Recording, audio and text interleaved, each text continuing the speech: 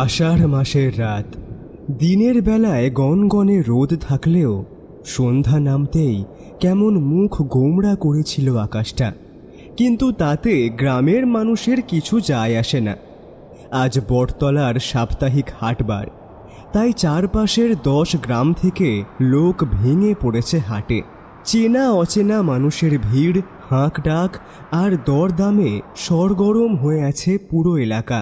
কিন্তু হঠাৎই দমকা হাওয়া ছুটে এলো কোথা থেকে যেন।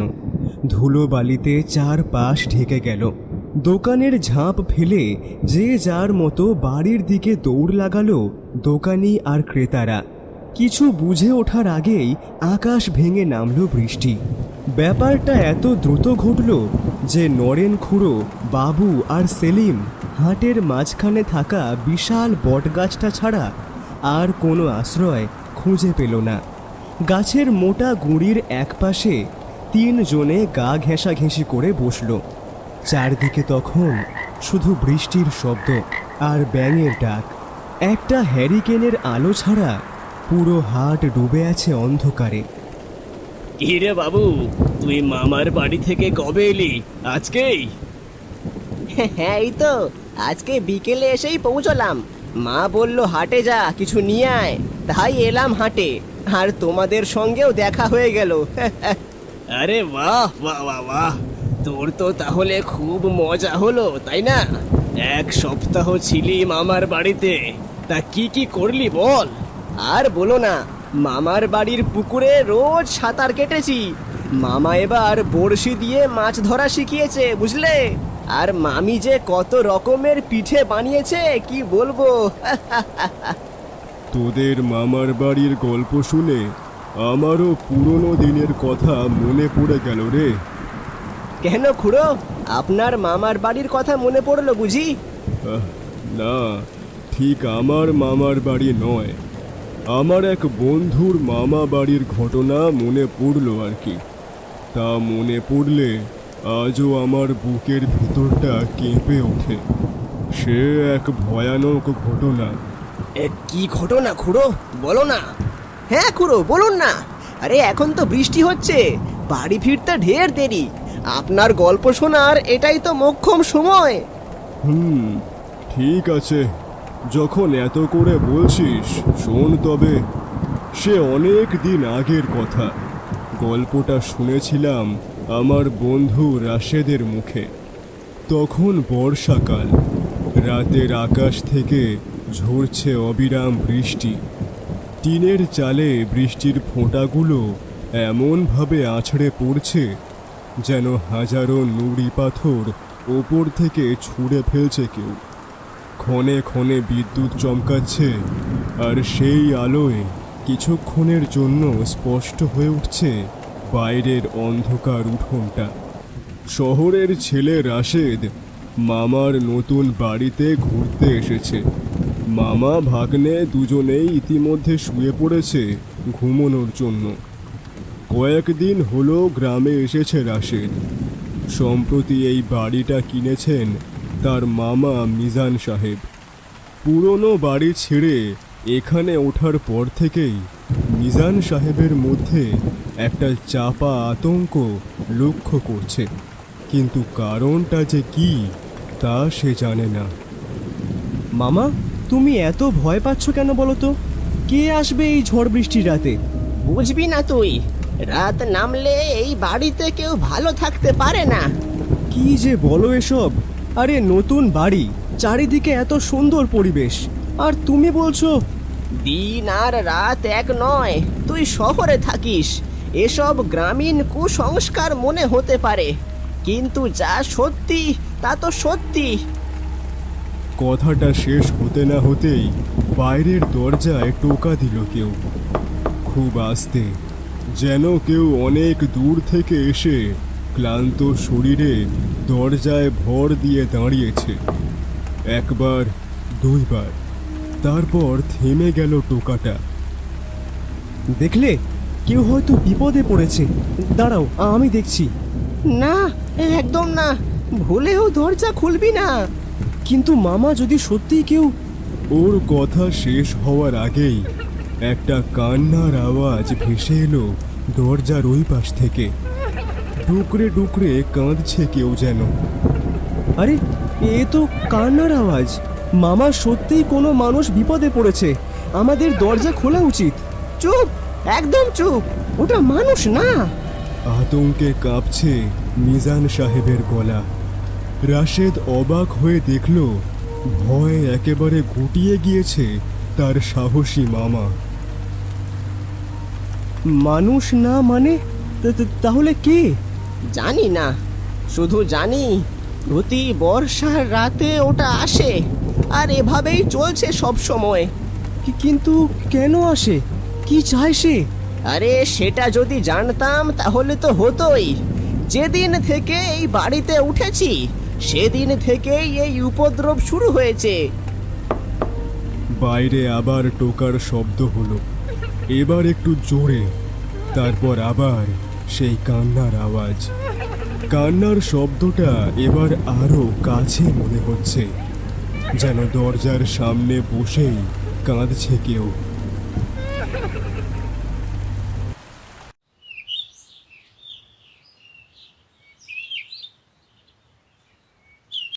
পরদিন সকালে রাশেদ ঠিক করল নিজেই গ্রামে একটু খোঁজ খবর নেবে সে। বৃষ্টির তেজ কিছুটা কমেছে, তবে আকাশ তখনও মেঘলা। ভেজা মাটির গন্ধে ভরে আছে চারপাশ। গ্রামের চায়ের দোকানে গিয়ে বসল সে। কয়েকজন মানুষ সেখানে বসে চা খাচ্ছে আর নিচু গলায় কথা বলছে নিজেদের মধ্যে। তাদের সাথে বসে থাকা এক ব্যক্তিকে ডাকলো রাশেদ। ইয়ে চাচা, একটা কথা জিজ্ঞেস করতাম। কি বাবা, বলো, কি জানতে চাও? মিজান সাহেবকে চেনেন তো? এই গ্রামে নতুন এসেছেন। আচ্ছা, উনি যে নতুন বাড়িটা কিনেছেন এই কদিন হলো, ওটা আগে কার ছিল?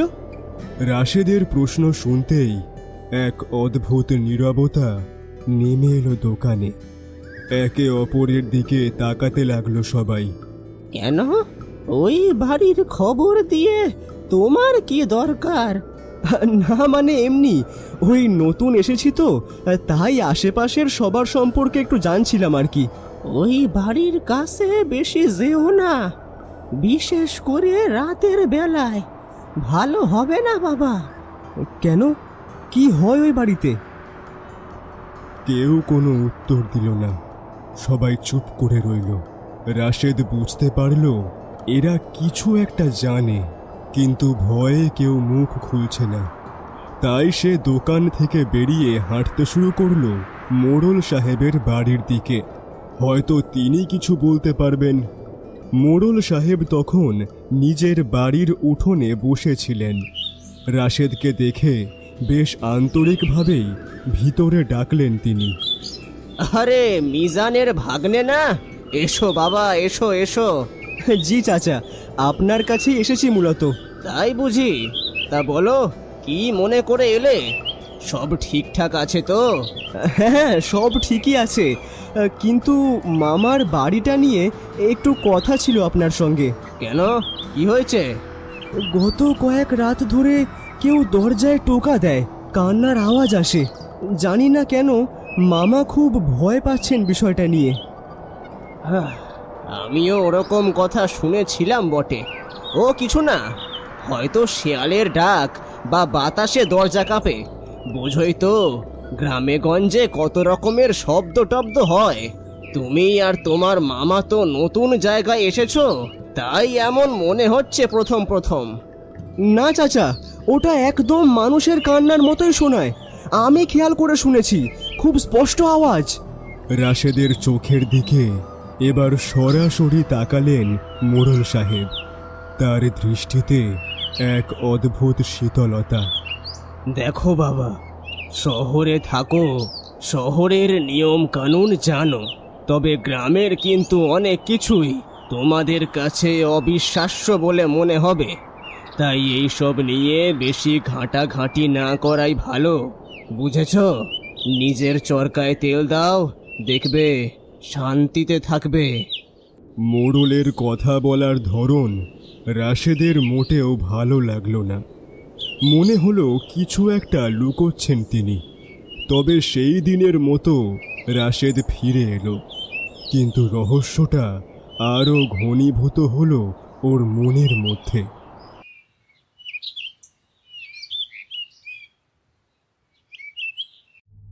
রাতে ঝড় বৃষ্টি আরও বাড়ল। মাঝরাতে আবার সেই শব্দ, দরজায় টোকা। তবে এবার শুধু টোকা নয়, কেউ যেন দরজায় আঁচড় কাটছে। স্পষ্ট শোনা যাচ্ছে নখের আঁচড়ের শব্দ। আর তারপরেই শুরু হলো বিকৃত গলায় ডাকাডাকি। খোল, দরজা খোল। এদিকে চমকে উঠেছে রাশেদ আর মিজান দুজনেই। রাশেদ, রাশেদ শুনতে পাচ্ছিস? হ্যাঁ মামা। ওটা ভেতরে আসতে চায়, আমাদেরকে আমাদেরকে মেরে ফেলবে। আহা, শান্ত হও মামা, কিচ্ছু হবে না। কিন্তু মিজান সাহেব শান্ত হলেন না। ঠক ঠক করে কাঁপতে লাগলেন তিনি।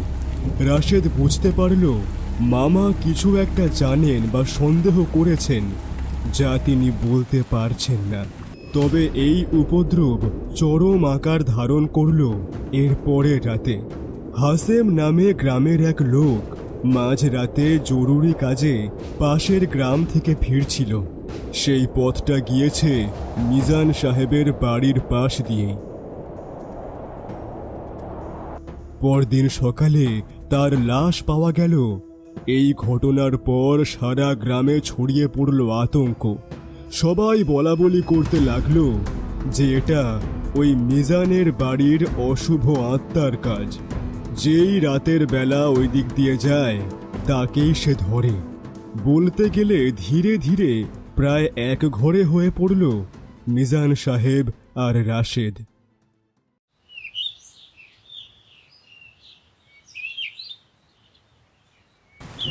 আমি আর এখানে থাকবো না রাশেদ, কালই সব বিক্রি করে দিয়ে চলে যাব। আমার ভুলের জন্য একটা নিরীহ মানুষের প্রাণ চলে গেল।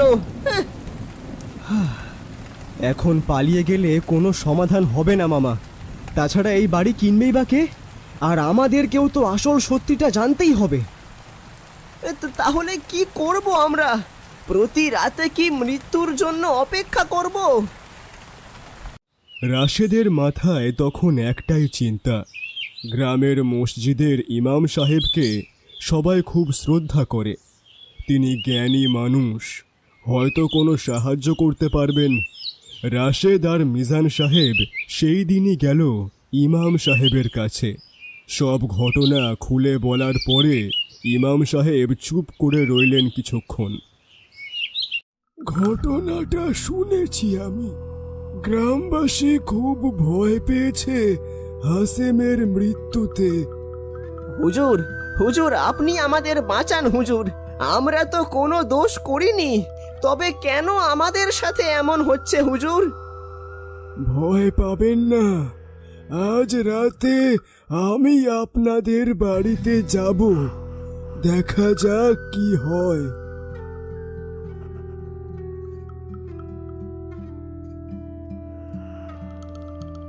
সেই রাতে ইমাম সাহেব এলেন মিজান সাহেবের বাড়িতে। বাইরে আগের মতোই ঝড় বৃষ্টি, চারদিকে কবরের মতো নিস্তব্ধতা। অপেক্ষা করছে তারা তিনজন।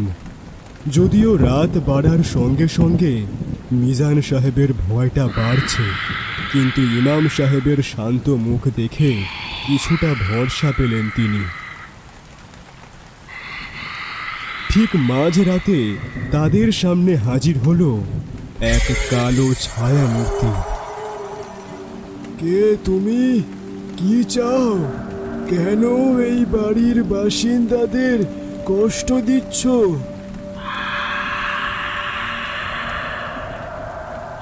ইমাম সাহেবের কথার উত্তরে একটা হিংস্র গর্জন ভেসে এলো ওই কালো ছায়ার মধ্যে থেকে। প্রবল বাতাসের শো শো আওয়াজের পাশাপাশি গাছের পাতা উঠতে শুরু করলো চারদিকে। হুজুর, হুজুর ও ও ও ও রেগে গিয়েছে। শান্ত হন, ভয় পাবেন না। ইমাম সাহেব বিড়বিড় করে দোয়া পড়তে শুরু করলেন। তার ব্যক্তিত্বে এমন এক গাম্ভীর্য রয়েছে যে মিজান সাহেব আর রাশেদের ভয়টাও কমে এলো অনেকটাই। হঠাৎ সেই ঝোড়ো হাওয়া আর হিংস্র গর্জন থেমে গেল। চোখের পলকে উধাও হয়ে গেল সেই কালো ছায়াটিও। চলে গিয়েছে মনে হয়। না, আশেপাশেই কোথাও আছে, আমি অনুভব করতে পারছি। এটা সাধারণ কোনো প্রেতাত্মা নয়, এর মনে গভীর কোনো যন্ত্রণা আছে, নিশ্চয়ই কোনো অতৃপ্তি। তার মানে ওটা একটা অতৃপ্ত আত্মা। হ্যাঁ, এর একটা বিহিত করতে হবে। এই আত্মা ন্যায় বিচার চায়। ন্যায় বিচার? কিসের ন্যায় বিচার? আমি ঠিক জানি না, তবে মনে হচ্ছে এই বাড়ির সাথে কোনো পাপের স্মৃতি জড়িয়ে আছে। গ্রামের মানুষের সাথে এই নিয়ে কথা বলতে হবে, বিশেষ করে যারা অনেক দিন ধরে এইখানে আছেন। পরদিন সকালে নদীর পাড়ে গ্রামের প্রধান কিছু ব্যক্তিকে ডাকলেন ইমাম সাহেব আর রাশেদ। মোড়ল সাহেবও উপস্থিত ছিলেন সেখানে। প্রথমে অবশ্য কেউই মুখ খুলতে চাইছিল না, কিন্তু ইমাম সাহেবের কথায় আর হাসেমের মৃত্যুর ব্যাপারটা মনে করিয়ে দেওয়ার পর অবশেষে মুখ খুললেন সেলিম উদ্দিন। তিনি এই গ্রামের অনেক পুরনো মানুষ, তাই মোড়ল অবধি তাকে সমীহ করে চলে। হুজুর, এটা 2 বছর আগের ঘটনা। বর্ষারই এক রাতে ঘটেছিল সেটা। কি হয়েছিল সেদিন, খুলে বলুন। গ্রামে করিম নামে একটা লোক ছিল, খুব গরিব। সেদিন গ্রামের একজনের বাড়ি থেকে কিছু টাকা চুরি যায়। মোড়ল সাহেব আর ওই বাড়ির মালিক মিলে করিমকে চোর সাব্যস্ত করে। কোন বাড়ির মালিক? যেই বাড়িতে তোমার মামা এখন থাকেন, ওই বাড়িরই আগের মালিক ছিল জামশেদ। রাশেদ আর ইমাম সাহেব একে অপরের দিকে তাকালো। রহস্যের জট খুলতে শুরু করেছে এবার। সেদিন রাতে এই নদীর পাড়েই সালিশ বসেছিল। করিম বারবার বলেছে সে নির্দোষ, কিন্তু কেউ তার কথা শোনে নাই। মোড়লের কথায় উত্তেজিত হইয়া গ্রামের কিছু লোক তারে মারতে শুরু করে। তারপর কি হলো? মারের চোটে সেখানেই মারা যায় করিম। এই ঝড় বৃষ্টির রাতেই ঘটনাটা ঘটেছিল। তারে কেউ দাফনও করতে দেয়নি, ওই পাশের খালে ভাসায়া দিয়েছিল লাশটা। সব শুনে থমথমে হয়ে গেল ইমাম সাহেবের মুখটা। তিনি মোড়লের দিকে তাকালেন। সত্য প্রকাশ হয়ে যাওয়ায় কুলকুল করে ঘামছেন মোড়ল সাহেব। এসব মিথ্যে কথা হুজুর। আমি শুধু বিচার করতে চেয়েছিলাম। মানুষ উত্তেজিত হয়ে যা করেছে তার জন্য আমি দায়ী নই। বিচার করা আর উস্কানি দেওয়া কখনোই এক জিনিস নয় মোড়ল সাহেব। আপনি সত্যটা জানেন। কথাটা শুনে জোর গুঞ্জন শুরু হলো গ্রামের মানুষদের মধ্যে। সবার দিকে স্থির দৃষ্টিতে তাকালেন ইমাম সাহেব। আমাদের সবাইকে ওই মৃত ব্যক্তির জন্য দোয়া করতে হবে, আর যারা সেদিন ওই পাপের সাথে যুক্ত ছিলেন তারা আল্লাহর কাছে তওবা করুন। ইমাম সাহেবের প্রস্তাবে সবাই রাজি হলো। আসলে ইমাম সাহেবকে গ্রামের সবাই মান্যগণ্য করে, বেশ শ্রদ্ধার নজরেই দেখে, তাই তার কথার বিপরীতে যাওয়ার সাহস নেই গ্রামের হর্তাকর্তাদেরও। তবে কুটিল মোড়ল সাহেবের মনে ছিল অন্য পরিকল্পনা। কিছু মানুষের সামনে সত্যিটা প্রকাশ হয়েছে বটে, কিন্তু পুরো গ্রামে এই কথাটা ছড়িয়ে পড়লে গ্রামবাসীরা তাকে আর ছাড়বে না।